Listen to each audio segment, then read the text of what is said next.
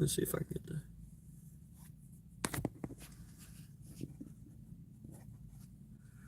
Okay. I don't know if the signal's good. May not be. I don't really care. Emotional damage is what this team is causing me. Let me make sure. That might flip this screen. Hold on, guys. I'm on my phone. I'm in the car. Make sure I'm not on Bluetooth. Sorry for the connection. We're out and about. John's with me in the car. All right, emotional damage. So here's what I'm saying here. We got some problems. All right. Kentucky's best win is Michigan and Yale. Their best 2 wins, and really Yale, whatever, right? Michigan in, right? Lost to Michigan State, lost to Gonzaga.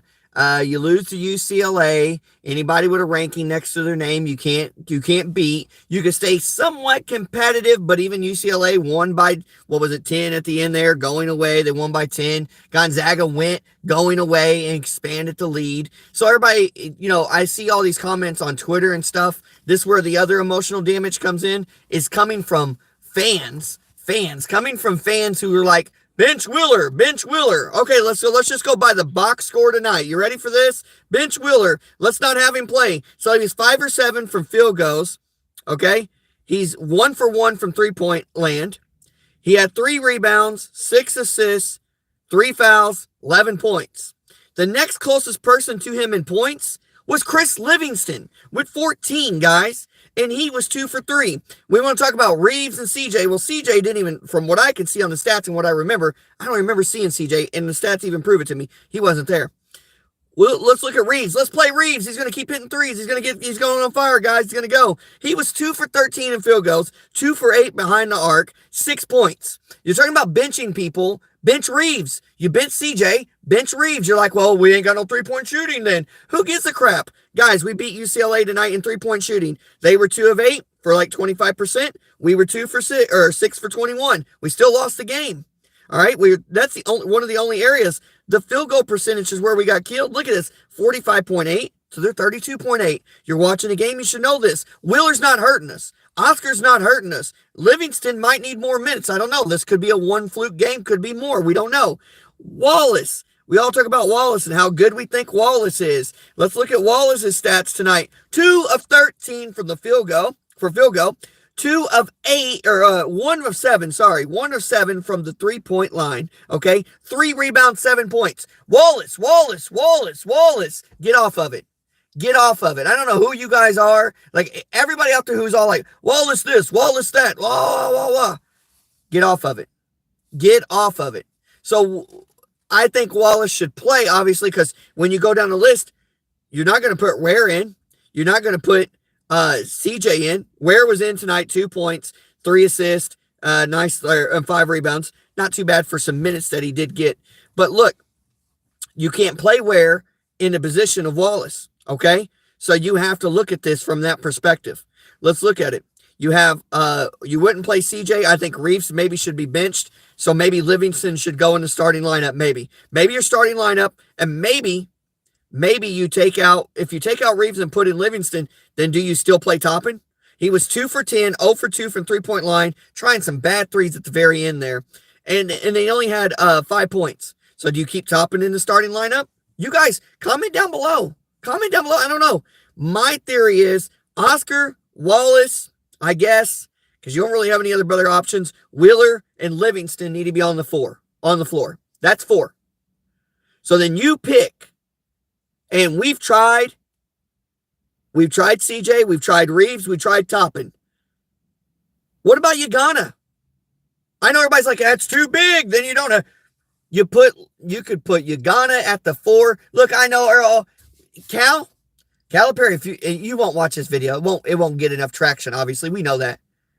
But if you put Ugonna in, you could technically play a zone. If you're worried about their 4 running around and all this stuff or whatever, you can maybe just start playing some 4. Or maybe you get Ugonna's feet speed better and make him with his length, he can make up some court distance, and maybe you run some type of man zone type defense. There's similarities out there. If you look into people's playbooks, you can find it. All I'm saying is you got to start of a different lineup. You got to go with different. You can't keep topping in there. He's not giving you what you think he's going to give you. Ware gives you trash buckets. He just gives you trash minutes. CJ has been really no-show. Reeves has really been really kind of a no-show. So you don't want to play those guys. You just don't want to play them. I just don't think you can. If we look at all the stats, I do want to look over at turnovers. Wheeler did have 6 turnovers. The ball's in his hand a lot.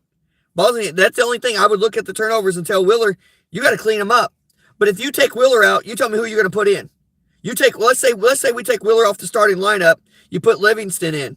You got Reeves, Wheeler, or you got Reeves, Livingston, Wallace. Are you kidding me? You want Reeves in there? Reeves ain't done nothing, y'all.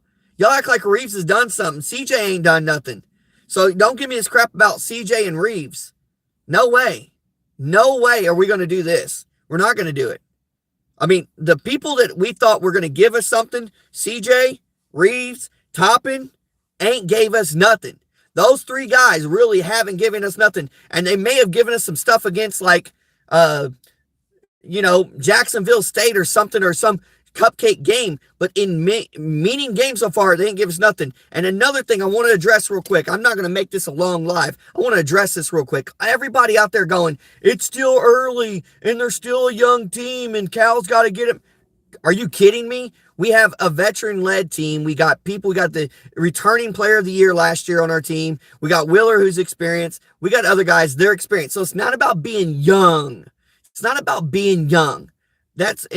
I didn't really see. I was thinking of another guy on here I didn't get to see in the lineup, but we're not talking about how young they are, okay? We're not talking about how young they are. At this point in time, you have had golden opportunities to give yourself a true signature win. Your best 2 wins are Yale and Michigan. Michigan. Michigan is not a signature win. So when you look at people and you go, why are they panicking? They're 7-3. They're going to be okay. Listen, this is panicking because of seeding.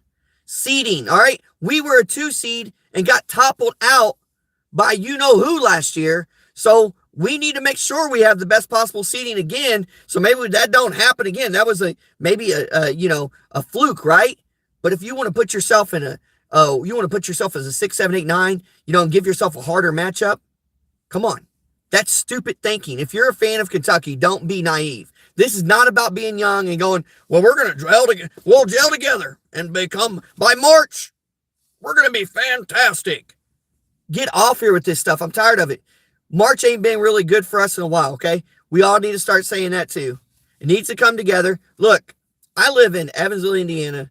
I love the University of Kentucky. Now, I'm an alumni from the University of Evansville, okay? And I do like the Purple Aces. The Purple Aces had a good win last week, okay? So here's my thing. And that's hard. I'm a Kentucky fan my whole life. As I was finishing up my bachelor's degree, I went to that Kentucky UE game where UE pulled the upset. And I was kind of like, wow, well, this ain't going to happen all the time, right? Kentucky's going to go back to that John Wall dominance and, Anthony Davis, we got this stuff type teams, right? We're going to go to those runs of winning a bunch of games, right? Guys, it hasn't. It hasn't. And maybe it will next year with the recruiting class. I don't know. I'm tired of putting numbers next to recruiting classes and going, yep, guaranteed Final Four now. It's not happening. It's not happening. Okay? We didn't stop saying it. It's not going to, until we see it, we shouldn't even say it. So what I was going back to with that little thing I was talking about, I like my Aces too, because I live here and I love my alumni. I'm an alumni there, and I love being a part of that school. Okay? I like watching them play basketball. I love it. I go there. It's a good seat. I don't have to pay that much money. I don't have to drive that far. So I like it. I like my Purple Aces too. Okay? But I'll be honest, and I think the Purple Aces organization would tell you right now, the college would tell you, we're not on a certain level right now. We're lower, and we're trying to gain up. And I've had some buddy of mine now trying to, hey, let's go to Kentucky basketball game. Let's go to Kentucky basketball game. I'm not driving 3 hours, 2.5, 3 hours, whatever it is, to watch y'all barely win a game. I'm not doing it. Or struggle against Bellarmine or some team. I'm not doing it. I'm not doing it. I'm not going to pay that much for a ticket, sit up as high as I freaking can, right? Drive all that far to see you win by like 13 against a team that you should win by like 30. I'm not doing that crap. I'm not doing it. If I want to watch those styles of game, I've got here locally, I've got USI I can go watch, and I can go watch where I'm an alumni at, UE. I watch those teams and they struggle a little bit, and I love to see them scrap and get a win because that's what level of college basketball they are right now. Kentucky should not be scrap, scrap, scrap. Now we might win. They should not be that, and that's trash. And if you're a Kentucky fan willing to accept that, I don't know what to tell you. You know, Tubby Smith was consistently winning 20-something games and making the NCAA tourney and all this stuff, but people ran him out. You know, Calipari's struggling right now as a coach. You don't want to see it. I don't know what else to tell you. He is struggling. The recruiting classes have not been completely on par. The next one coming up is, but will they pan out? Don't know. I like my team. I like the Kentucky Wildcats. I love being a fan of Kentucky, but I think it is naive and very, very not intelligent if we continue to walk around like we are the gold standard of college basketball, because certainly we're not. And that's the truth. So tonight, we left some points on the free throw line, so today we can't blame it on that. UCLA was just flat out better than us, and there's nothing else we can say or do. They outcoached, they outplayed, and they're in a better shape than we are right now. And yes, 10 games in or whatever we're at right now, 10 games. We still got some lot to go. But man, oh man, we better win. I got a feeling we'll probably win our next 4 games. Looking at the scheduling, maybe. I'm worried about going on the road. I know we go like at Missouri. But I feel like we should win our next 4 games. I was looking at that just now, just going over it. I mean, because yeah, Missouri and then Louisville, and then at Missouri might be your toughest out of the next 4. And God forbid, Kenny Payne may have gotten something going with Louisville. I'm not even going to speak that, but you know what I mean by that. Y'all know what I'm saying by that. So let's just keep it there. I love the Kentucky Wildcats, but I'm telling you guys now, I'm a big fan, always been a big fan, always will be a fan. I bleed blue, never going to stop. But I'm not naive, and I'm not intelligent enough to recognize this is not a good team. Can they get better? Yes. Will they get better? Track record says probably. But will that translate to wins in March? Yeah, don't know, right? And honestly, I just say it again. Right now, as it stands, I'm not going to a Kentucky basketball game because I am not driving 3 hours to spend the gas money, the time, and probably sit up somewhere where it's not a good seat because Rep doesn't have great seats if you don't have hundreds of dollars to sit a little bit lower. So I'm not going to do that. And so I'm not going to do that to see my team. See who are they playing next? Let me check. Florida A&M. I'm not going to go watch them play Florida and A&M. Maybe a cheap ticket, but I'm probably not going to go to that game. They would win that game. I hope. Oh, please! I hope they win. I'm for sure they're going to win. They're a 99.0% matchup predictor. They're going to win. Florida A&M is only 2-7, so they should win, and they should beat that team. They should beat that team by 25 plus. And if you show up to that game and they only win by 13 or 14, that's a trash. That's trash. That's a trash basketball style. That's trash play, and they should win by 25 or more. That's the type of stuff we'd be looking for, but we're not getting it right now. So I don't mean to get on here and rant. I have not been doing these lives after the basketball games lately. Going forward, as I said earlier, I know it sounds crazy, but you probably put Livingston, Wallace, Wheeler, Oscar, and I'm going to give Ugonna a shot. And I'm going to try to get Ugana's feet where he can guard maybe a guy, a 4. I know everybody's going to be like, he can't guard him. Well, Toppin's not guarding him right now. So let me give you that crap either. Toppin's not guarding him either. Oh, he's not fast enough. Neither are any of anybody else's. You put Ware out there sometimes. I know he plays more of a 5, but whatever. But give Ugonna a chance. I think his shot blocking ability. And if you can't play man, Cal, start playing zone. The guys can learn how to play man on practice time with you.